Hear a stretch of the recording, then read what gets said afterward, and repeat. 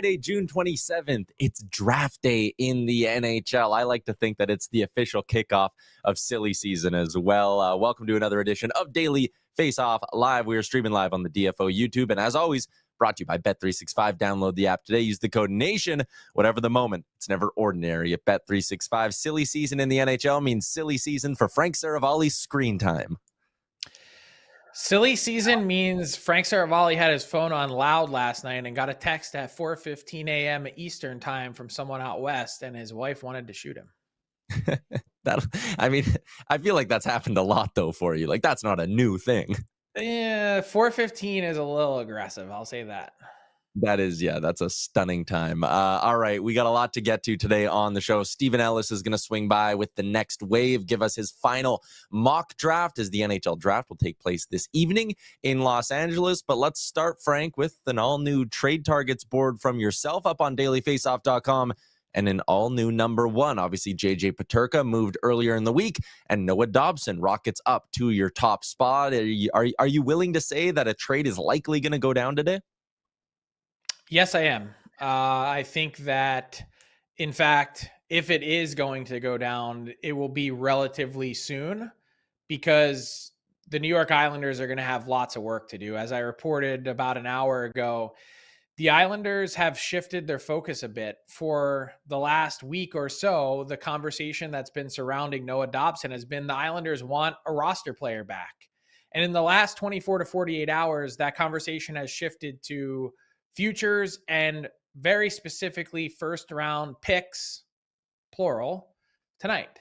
And so there's at least two teams involved, the Montreal Canadiens and the Columbus Blue Jackets. However, I think that, and those teams think that there's a third or a fourth lingering team that they're not sure of that is clouding these conversations because it's a little bit of game theory, right? What do the New York Islanders have on the table? What are they seeking to accomplish? And oh, by the way, the rest of the top 10 is all now suddenly very interested in what the Islanders do next because there's lots of ongoing industry speculation that if the Islanders are grabbing multiple first-round picks, it will then be an attempt to package those picks to go up and get James Hagan's Long Island native, who has made it very clear that he'd love to be a New York Islander. And then you can have the Matthew Schaefer combo at number one with Hagan's, wherever that would be. So it's a fascinating conversation that's ongoing throughout the day that basically those teams are deciding, are we actually pulling the trigger here and moving multiple first round picks in order to get Noah Dobson, or are we comfortable leaving our offer as is? Man, I mean, from an Islanders perspective, you start to view the rebuild, retool probably a lot differently if you're sitting there going, man, we have Matthew Schaefer to anchor our blue line for the next decade plus. And, oh, now we get to slide James Hagens nicely right next to Matt Barzal on our depth chart. Like, you can understand why they want to do it. The idea that they're going to be able to get there, like, even if you get the 2 first-round picks, is one of, Seattle, Buffalo, or Anaheim going to want to do that swap and trade out of the top 10? Yes, I think they would, because we'll talk to Steven Ellis about this, but it really depends on how the board shakes out. I know, or I have a really good idea of what exact player some of those teams are looking for. And if that player is off the board, then all of a sudden it becomes very enticing to get not only those other 2 first round picks if the Islanders have them, but then there's going to be a premium on top of that because everyone knows what they're trying to do, that there's going to be a lot of leverage changing hands here potentially in the next 6.5 hours. Let's keep looking around the market a little bit. And I think this trade market is pretty unique. Pat, if you could flash back up the top 10, like Frank, we hear, it feels like every summer teams are clamoring, trying to get impact defensemen. And then I look at your board and it's like Dobson, Byram, Anderson, 7 of your top 10 are defensemen. Granted, they're of varying ages and cap hits and skill sets and all of that. But if you're whatever team could be interested in Dobson and the cost is going up and up, is there not some logic to like, hey, let's check down a little bit here? Because like Byram's not going to be as expensive as Dobson. Anderson probably isn't either, right? But are they as good? Yeah, and I mean that's the calculation. But again, my point is And 7 out of your they don't all play the same hand as well. They don't shoot yeah. the same way, so that's a huge factor as well. There's a like this market is an amazing one because that's actually how this conversation has shifted for some of the teams that are interested. A lot like here, look at this board. So 7 of the top 10 are defensemen. Where have all the top 6 forwards gone? They've evaporated. They've disappeared. So with that, teams are also recognizing the market inefficiency that exists and saying, well, we weren't really looking for one of these guys, but damn, the value proposition seems to be right. We could get a really good defenseman at a relative fraction of the cost of what he might normally be because the market is so flush right now. The Islanders, it's a timely decision. It's today or what? They're forced with paying a significant price for Dobson. Like the initial ask, as I reported 10 days, 2 weeks ago, was 11 million bucks a year. We know the Islanders aren't willing to do that, but he's getting at least a shade under 10 million bucks without really thinking about it on a long-term deal. So these teams are sitting back going, well, how do we seize on some potential market inefficiencies? We can make our team better even if we weren't exactly looking at this position. Let's talk about the one forward, or sorry, one of the 2 forwards in your top 10. The highest one on the board, though, is Marco Rossi. I mean, again, a lot of the top 6 forwards, like you said, have evaporated. So what does that mean for the market for Rossi? Is it maybe going to pick up here? Could the Wild get a better offer than they thought they would? If they got a better offer than they thought they would, they already would have moved him because the offers to this point have been pretty underwhelming, I guess is what you would say, as how they've set their internal value for Marco Rossi. And what the Wild are faced with potentially is that they might have to go back to this player who's been on the market for a bit and the conversation hasn't been that pleasant, that, hey, we're going to have to bridge this guy and keep him and flex our RFA muscles because we haven't had a deal materialize that we really want. And you're right. Your assumption would be that, hey, because the top 6 forward market is so thin, you would think that that would lend them to getting a better deal. But the problem is when it comes to Marco Rossi, he's undersized at 5'9", and even though he doesn't play timid, that teams aren't looking at that saying that's the solution to what we're looking for. Yeah. So as one of the players who's kind of really fallen down your board is Jordan Kyrou. Again, if there's not a lot of forwards on the market, what's leading to maybe the calming on the Kyrou front? Because the Blues weren't looking to unload Kyrou. The Blues, and why he rocketed on our board, is he was in talks to go to Buffalo in a JJ Peterka deal. That was one moment in time. They're not raising a flag saying, hurry up, someone come get Jordan Kyrou. They're saying, we were thinking about moving this guy to Buffalo in this deal. Now that we haven't, I mean, someone could come in and knock their socks off to get him before that no trade clause kicks in on Tuesday. But short of that, like, the Blues are perfectly happy keeping Jordan Kyrou. Let's play a little smoke, fire, false alarm, Frank. I'm going to throw you something that's been rumbling around on the rumor mill. You're going to let me know if there's smoke to it, if it's fire and it's legit, or if this one is nothing more than a false alarm. Again, going back to the draft order tonight, we've talked a lot about a top 10 pick getting moved, but what about multiple top 10 picks getting moved? I saw that circulating out there. Multiple top 10 picks on the move, smoke, fire, false alarm. Tell me how the board's going to go. I have a pretty good sense of how the first 3 picks are going to go. Mm-hmm. Then tell me what Utah Mammoth are doing at 4. Yeah. Then we can have that conversation. Yeah, I mean, fair. So then going just outside of the top 10, you can see Pittsburgh at 11 or 12. There was some talk that, they'd be willing to move one of those picks for a good cost-controlled young forward. Smoke or fire on that front? Pittsburgh moving one of their 2. I think there's definite fire there. I think the Penguins are, I think, look, in the end, the Penguins really need young, significant contributors. And perhaps the only way to get those is to draft. But what a lot of these teams are running into is it's great to have picks and it's great to have multiple picks, but there's a lot of teams that don't really love the board. And they're saying, in the current position that we're in, we're going to have to really grow to love the player that we select as opposed to being over the moon picking him, which is not the usual feel for an NHL draft. And it definitely wouldn't be the feel for a 2026 draft.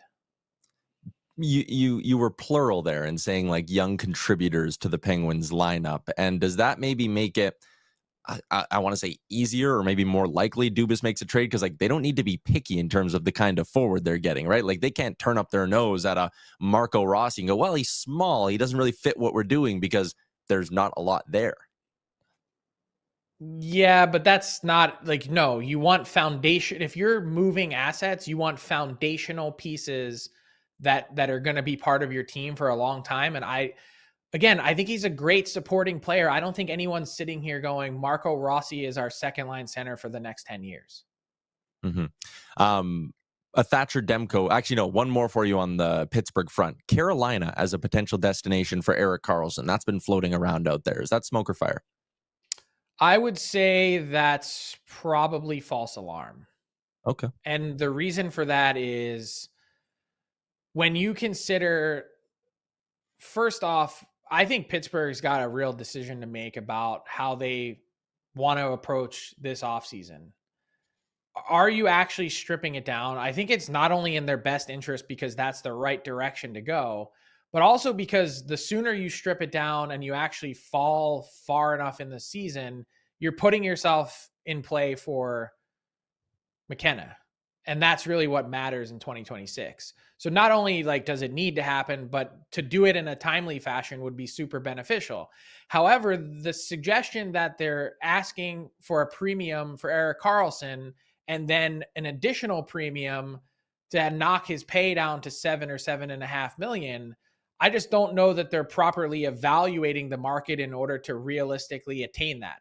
So when it comes to the conversation about the Carolina Hurricanes, if you were to say, hey, we're just done with this guy and we want to get him off of our books, or we're not looking for a lot in return, then I think you could see the Carolina Hurricanes interested. They prey on using their cap space and not having big acquisition costs. But if it's a big acquisition cost, the first thing the Canes are going to do for themselves is say, we have Shane Gostisbehere making $3 million. He perfectly is capable of quarterbacking our power play.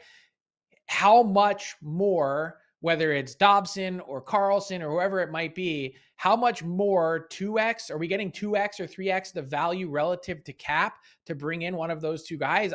That's not a proposition that they'd be interested in, I don't think.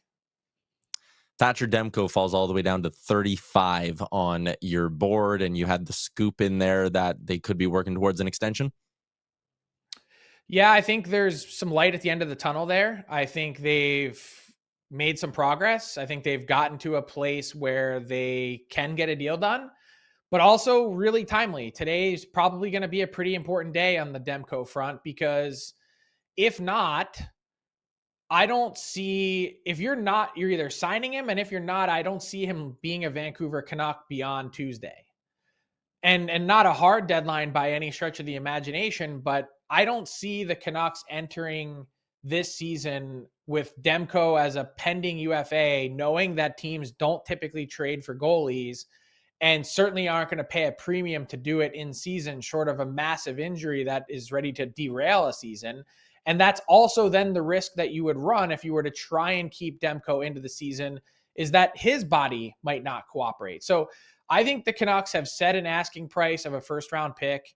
If someone were to step up and pay it, they'd have a real decision to make. But in the meantime, their interest and their focus has been on extending Thatcher Demko, and we'll see how that plays out today.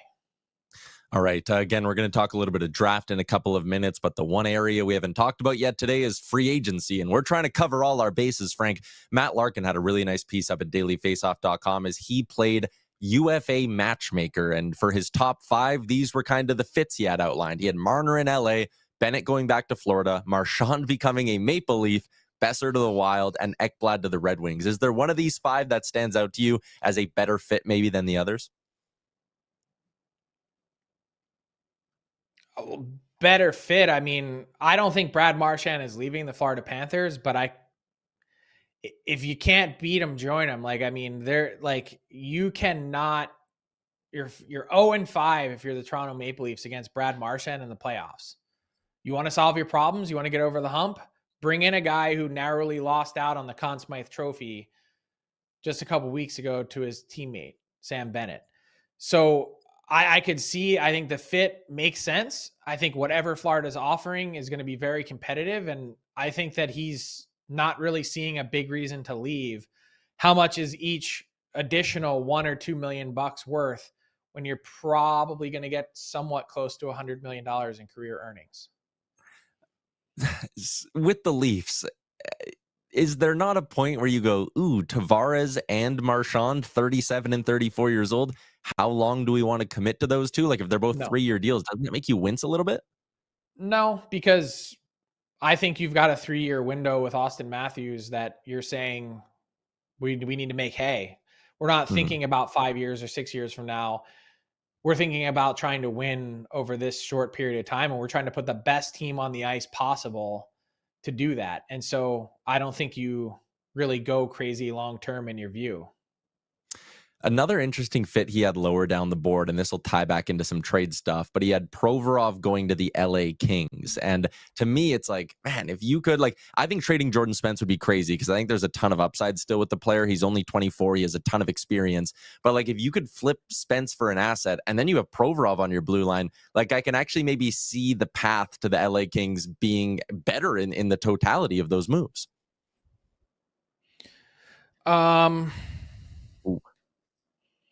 Provorov already was an LA King. He actually is currently still kind of an LA King, drawing a paycheck from the Kings as a retained salary transaction.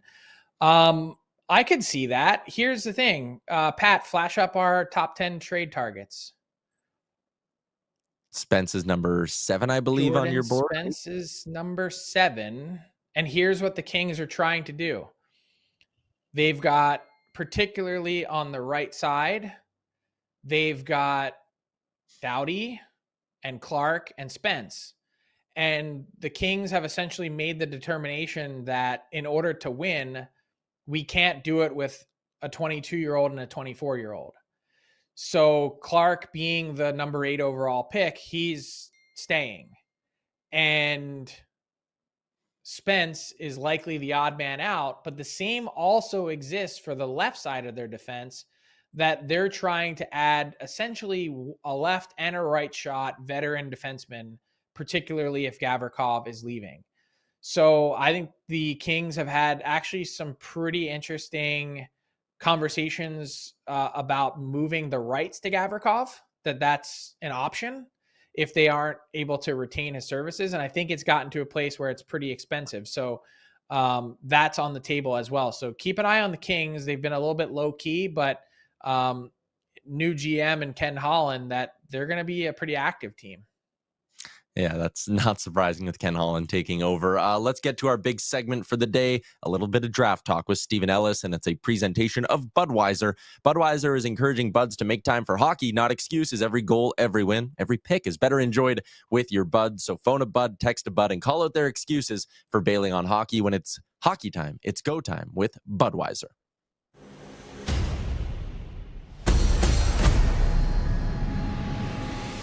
All right, Steven Ellis, the fresh mock draft is up at dailyfaceoff.com. You go deep on this thing, but I want to start at the top. Schaefer goes 1, and you have Anton Frundell in your 2 spot. So if you want to do smoke or fire for who's going to be number 2, I think that'd be an interesting one. You ask me pretty much for a month now, 2 months, it's definitely Michael Misa at number 2. But then I was asking a lot of people yesterday, like, if you had to lay your life on the line and you're wrong and an alien is stealing your soul, who are the Sharks taking a number 2? And Frundell's name was the one that was mentioned the most. I still think it's going to end up becoming Misa. I know I put Frundell there in my mock because there's too many people talking about it right now. But Misa makes more sense to me. But I think the fact that there's such a split opinion that no matter who you ask you could get completely different answers. And if you ask scouts on Tuesday morning, Wednesday morning, their answer might have flipped by now. So I think that's interesting, and we'll see. That to me is the most exciting second overall pick I've seen in a long time. Stop hedging is what I would say. I'm just, grinding you a bit, but I think Misa goes too, for all the smoke that's been out there. And Mike Greer is great because he doesn't give anything away, and he's actually a very difficult guy to read. So there's been lots of talk about Frundell, and everyone's been real curious, but my projection would be Schaefer, Misa, Frundell would be the order out of the chute. But then where it really gets interesting is 4 with Denoye. You have Utah picking him. Why Utah, and what have you heard about the thought process on how they view this board? Well, you look at it, and there's, Brady Martin's definitely an interesting choice. That's one name that's been mentioned to them. James Haggins was early on, but when it comes to Denoye, you look at that top 6, and it's not a very big top 6. And you could throw a guy like Denoye who fits a role for them. They need a big centerman. He's not going to go out there and knock guys down, but he's physically strong. He's really good down the middle. He didn't actually take a ton of faceoffs at the end of the season, but due to injuries, but you still put up the numbers. And that's the thing about him. He had really solid numbers, over 80 points for a guy that had to deal with, I think it was like 3 or 4 separate injuries, according to his coach, Gardner McDougall. So how good could he have been if he was fully healthy? And I think that's what a lot of scouts are talking about here. And that's, at this point, Utah, I still don't believe they're going to use that pick. I still don't feel like they're going to, but if they are, that's the guy I'm looking at. Yeah, I haven't heard that number 4 pick is in play. But then what about the Preds? When you listen to Barry Trotz over the last couple of days, he hasn't been shy in talking about his affinity for Porter Martone. Why do you have Martone falling to 7 with Boston? So Martone was the guy that I originally had at number 5, but you ask around, and it's like, they need a center. And you look at their pipeline, they need a centerman. And I feel like Jake O'Brien is another guy that doesn't get enough love in this draft. And I'm definitely one of the guys who probably didn't give him enough love. When you look at what this team, like for me, I still feel like Martone would be the pick I would prefer at number 5. I still think Martone at 4 would be what I would love if I was doing like best, like ranking on best available. But with Martone, it's like him and Zach LaRue. Could you imagine those two guys being the Bash Brothers out there? That'd be so much fun. Although Martone doesn't hit as many guys as people probably wish he would, but I feel like that's something where when he doesn't need to be the guy like he has been in Brampton, I feel like we're going to see that physical game come out because he has shown that in bunches. But O'Brien gives them a serious fit here, a serious need of they need a center. You look at their pipeline; they just got nothing going on down the middle. They've got some good wingers. That's why I went with there, and we're asking around. A lot of people were saying kind of the same thing. It's like center makes sense for them, so that's why I picked O'Brien. So you have sorry, go ahead, Frank. James Higgins. That's what I wanted to ask of the day. You have him at 9 to Buffalo. I think there's this. Let's play a few hypotheticals out. Let's say the Islanders execute a Noah Dobson trade and they have multiple first-round picks to now deal from. Obviously, the way these first 4 players are going to shape out the part of what happens next, but how much will Utah, Nashville, Philadelphia, Boston, and Seattle all be not bluffing, but trying to leverage the situation and say, hey, we've got the pick that you're probably looking for here if you really want to come up and get James Higgins, Long Island native. What's that going to look like, and where in your best estimation for Higgins, who at one point in time was considered a top 3 talent, why 9? Why do you have that as the spot? When you look at him, I wrote about him a couple days ago, and I pointed out that it feels like this guy is being a little bit underrated. But I know there's some people that are just concerned that he's not going to be able to handle the physical element of the NHL. He got bigger this year, but when you're looking at a lot of teams like Porter Martone and James Higgins, those two guys, let's compare those two, because I know Boston is one where if Higgins is available, you would look at that and say that kind of makes sense. With Higgins there, it's who do you win with? Who are you going to be in? Who's going to be more impactful in bigger situations? And if you have pulled scouts, I think they're always going to say Martone in that situation. And with Higgins, I think the one thing that kind of dropped him a lot this year is if you looked at him having not seen the exploits he put up the last 2 years where he was so dominant at the U17, U18 level, you go and watch him this year and you just think he's just fine. Now, a point per game in college as a freshman is still impressive, but it didn't feel like he dominated a lot of games. It felt like the guy that we had known in junior being able to take over shifts, he was more of a passenger at this time. And I know there's some concern about that. And I don't think he'll fall any farther than this. Like, I don't think he's available at Anaheim. And obviously everything could change here. The trade market's going to make this interesting. I wouldn't be surprised if he went as high as number 5 or number 6, depending on things. But it feels like at this situation, there's a few more fits that just make a bit more sense. Like with Seattle, I don't think they're going to take a centerman. That seems to be the only guys they like to draft. Boston, I could see it, but I don't know if Higgins is the right choice for that team. So we'll see. Yeah, well, the other part of this too, though, is like, let's continue with our game theory because it's fun. Let's say that the Islanders get 2 picks that are somewhere in the teens. Okay. Columbus and Montreal obviously both have picks in that neighborhood. If you're the Islanders, don't you have to make this trade knowing that the Pittsburgh Penguins are also going to try and leverage their 2 picks just to try and squeeze you out so that they can move up, that they can then you can pay them the ransom as opposed to someone else? That's the chaos we're looking for, right? Like, that's the fun. So yeah, like Pittsburgh's obviously one of those teams everyone's going to be looking at here. I know like they're very interested in guys like Eklund and Jake O'Brien and Kashawn Aitchison, and they could probably get 2 of those 3 guys in their pick. So they don't necessarily need to move, but yeah, like that makes things interesting for the Islanders if they're going to go out there and get a guy like Higgins, and they got to feel confident that that is a guy they can land. And so that's what's interesting here. And obviously the picks at Columbus and Montreal, you're not getting James Higgins at that point. So that's, again, you'll know more about the trade market than I do, but man, this is the type of chaos we're looking for. This one I wanted to ask you about, and I wanted to ask him about you a couple weeks ago, but draft day is so cool because you hear some great, unique stories. Mason West certainly has a unique story. Tell me about him. Yeah, so this is a guy that he kind of talked about at the draft combine that he wasn't even like fully aware this was his draft season at one point. Like he was so focused on not just playing high-level high school hockey, but also playing quarterback at the same high school. And we asked him about the draft combine, like what kind of made you want to switch to making sure hockey is your number one sport? Because he is going to finish out his next year of high school quarterbacking for football. And he said like going to the USHL, playing like the 10 or 9 games that he played, he's like, this is where it showed. This is the sport I want to be. This is the one I want to focus on. So he just committed to college. Hey, maybe if a college football program comes around and says, hey, like we're very interested in you too, I'm curious if he changes his mind. But this is a guy that was not on many people's radars in January, February, and now realistically could go in the first round because he's 6'6", a center. He's so hard to just beat in one-on-one situations, and he's very quick too. How many goalies go in the first round? There you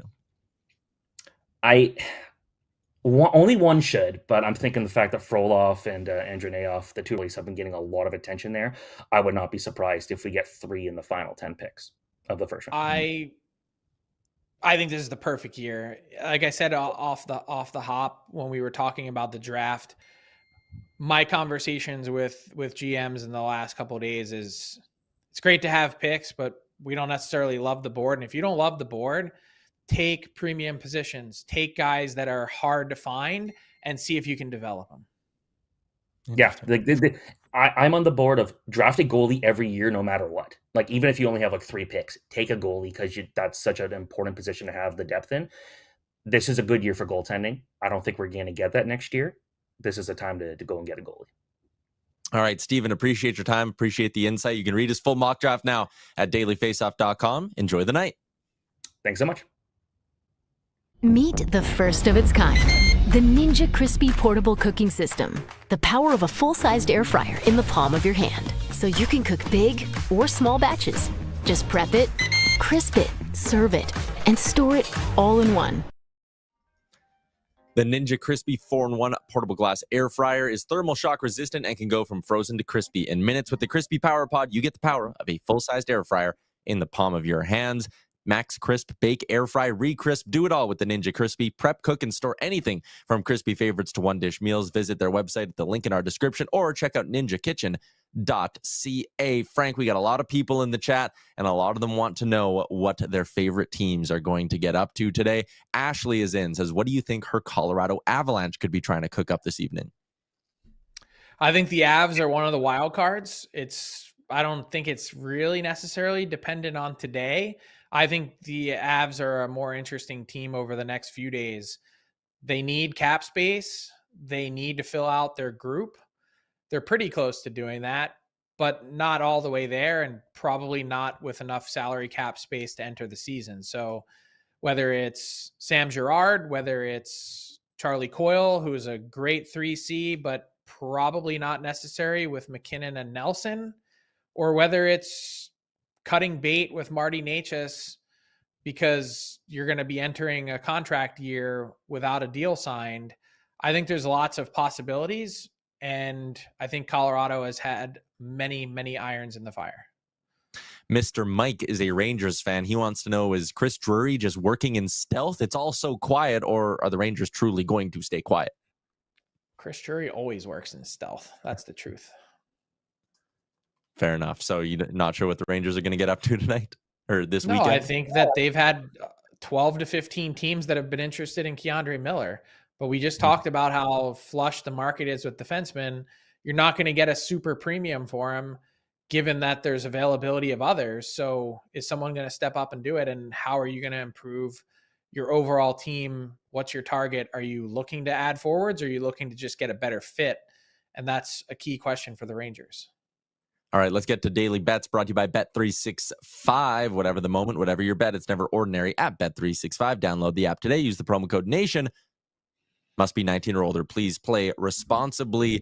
You heard Steven talking about James Hagen's potentially falling. His over-under is set at 6.5. He has Roger McQueen going 10th to Pittsburgh. McQueen's over-under is actually pretty tight for that spot at 9.5. But those are a couple of the more popular names over on Bet365. They got over-unders for a whole bunch of players in the first round. And hey, a fun prop if people want to get in on it. Goalies drafted in the first round. They got the over-under set at 1.5. And obviously Steven saying there could be a run late in the first round, and the over plus 425. So there is also some juice for that one there. All right, Frank, that is going to bring us to garbage time, and I'm going to try to not cry because it's our last show together. I mean, we've done 450, 500 episodes of this bad boy together over the last 2 years. I mean, I started producing it behind the scenes, and then you and I became the duo on the air. It's been an unbelievable ride.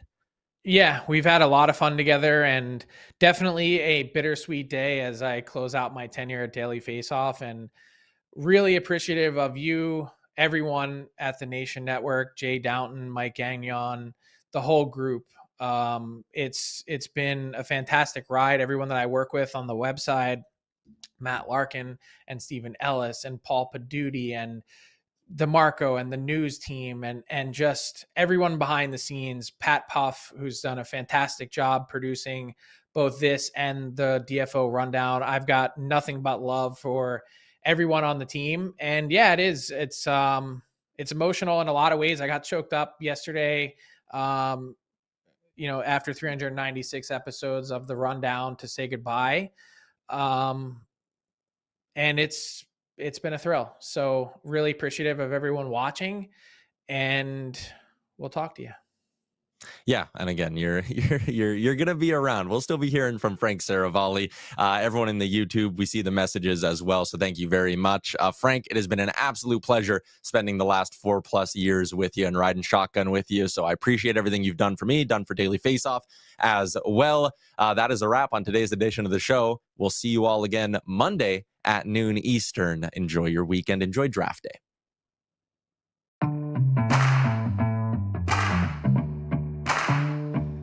What's up, hockey fans? If you enjoyed that video, then you're going to want to hit the subscribe button to not miss any of our content, from daily live shows with Frank Seravalli to analysis from former NHLers, to exclusive interviews with some of the biggest names in the hockey world on Frankly Speaking. You're going to want to hit that subscribe button and stay up to date with everything going on in the hockey world.